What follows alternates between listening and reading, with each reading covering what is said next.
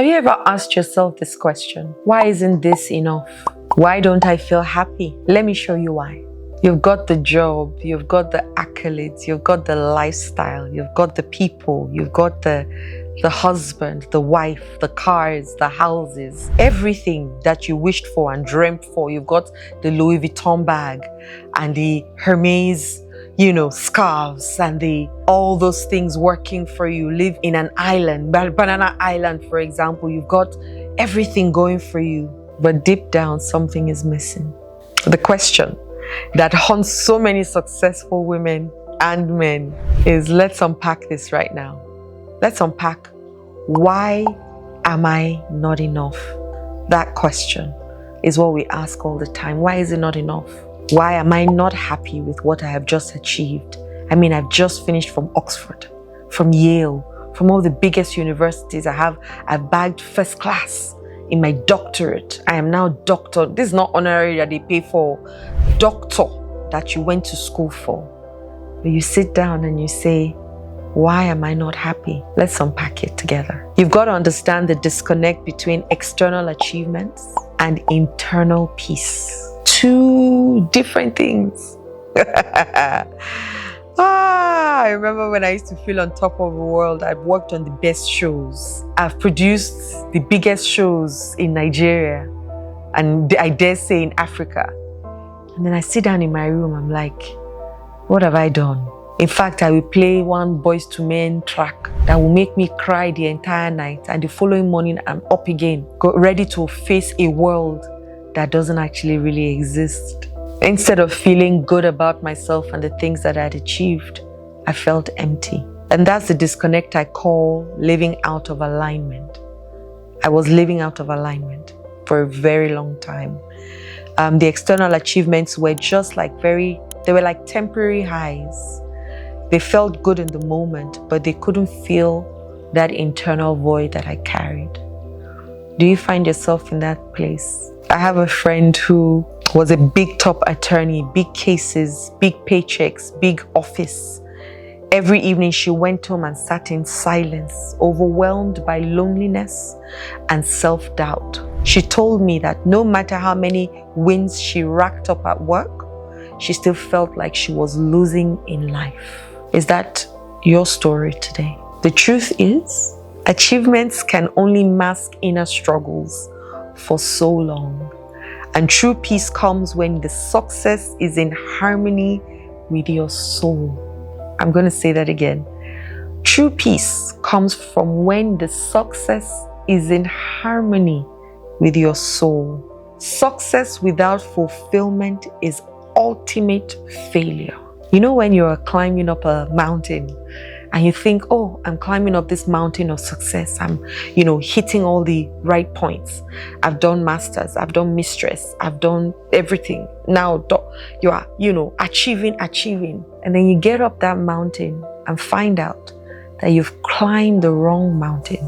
What do? And a lot of us are in that place where we've achieved all these great things. We're at the MD of a bank, but we still have that void because the time that we should have created in making other things important, we didn't know how to. In fact, we shut it down because it's not good to feel. It's weakness to have emotions or to feel. Just keep moving.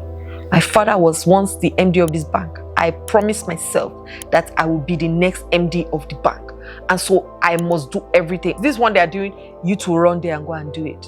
And then you finish it. And then you're like, okay. You wear the hats, you take pictures, then you go back home that day after celebration and after the alcohol has subsided. And you're like, okay, what next? Or what else? Because there was no alignment in your soul when you were doing it. You were doing it because everybody else was doing it. And you thought that that's what you needed to do to be successful. That's what you thought. And so you went to school and stayed more another 4 years, then did another 4 years, then did another 4 years. The one that you have, what have you done with the one that you have? You haven't done anything with it. But you just keep piling them up so that people can see it on your document, MSc, HCD, DDD, ABB, ACCA, AKDA. You put all the titles then add AIDS, then STDs, only you. All those big names. Then you come back to the nothingness that you felt from the very beginning, because none of those things aligned with your soul.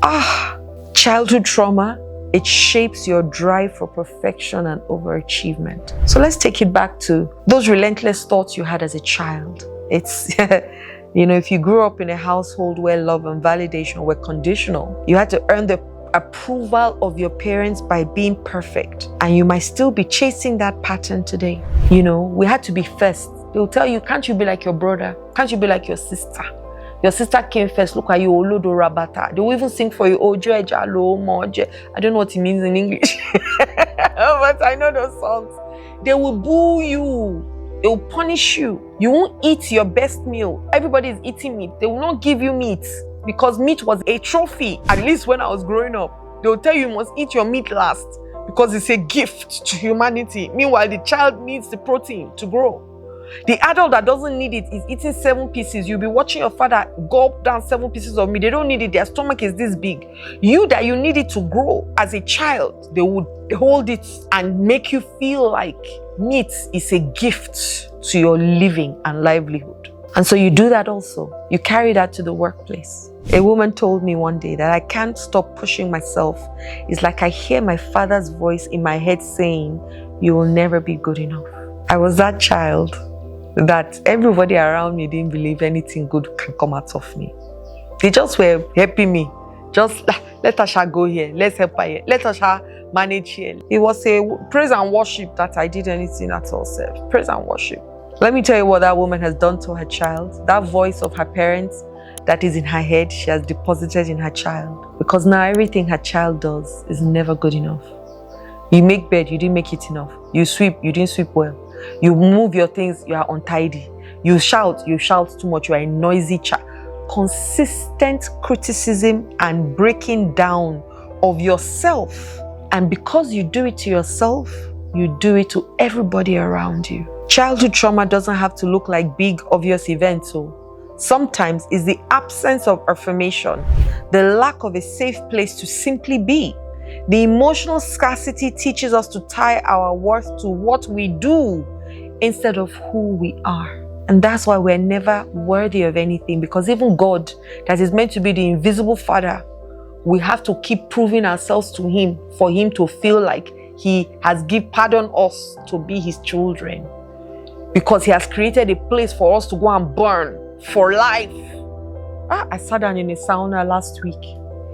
The heat in that sauna, I started saying to myself, how can a God, a Father, create a kind of place that is like 1,000,000 times this heat and say, my children, it's not that you will born once and then die from there. My children, I will put my children into this place and they will keep burning forever. Would you serve that kind of God? Would you be proud to call that kind of person your father? Would you love that person? Now, if you can't, would you love yourself? Because they told us from when you are born, you're already dented. You innocent child, you're already born a sinner, is what they tell you. So how can you feel worthy of anything that you do? On top of it all, your parents tell you consistently, your teachers, there's competition, there's comparison, there's criticism, there's all those things going on. The key to breaking free is learning to thrive, not to strive. You've got to learn how to thrive. Many of us have mastered survival. We just know how to keep surviving. You hear, I will hustle till I die. Sleep is only for the lazy. Rest is only for the dead. I mean, we have all kinds of foolish slogans that we now use. We have powered through pain, setback, fear. What is thriving? Thriving is a whole different level, however. It means stepping off the hamster wheel of more and claiming a life of ease, joy, and purpose. What are you here for? What do you want to be here for? Are you doing the job that you're doing just because that's what your father or mother said you want to do, you must do? Or what society said there's money in? Because a lot of us do jobs now because money is. In fact, somebody sent me a message last week. I'm looking for a job. If you have any job for me, please call me. What does that mean? So if I said to him, come and be my washman, is that really what he's looking for? No. I remember one lady who said to me that I can't even see the things that I'm doing. She said people tell her that she ought to be grateful, but she's just tired of everything that she's doing because all she's doing is surviving. There is no life in her. I remember listening to Oprah, who said that she'd gone on a holiday by herself and saw in the next cabin there was a woman with her friends. They were having such a great time. You could see, friendship, you could see community, you could see communication, you could see connection. And she said to herself, this is what I want. The next time she was traveling, she carried her bunch of friends on her pay for a nice vacation. She said she'd never felt so alive. So what did that tell her? Community and connection is so key. You can't do it on your own. And that's what gives you the permission to thrive when you are doing the things that give your soul satisfaction. You are doing the things that align with your spirit, that makes you feel expanded, right, in who you are as a person without thinking that you need to do anything else for anybody to count you worthy.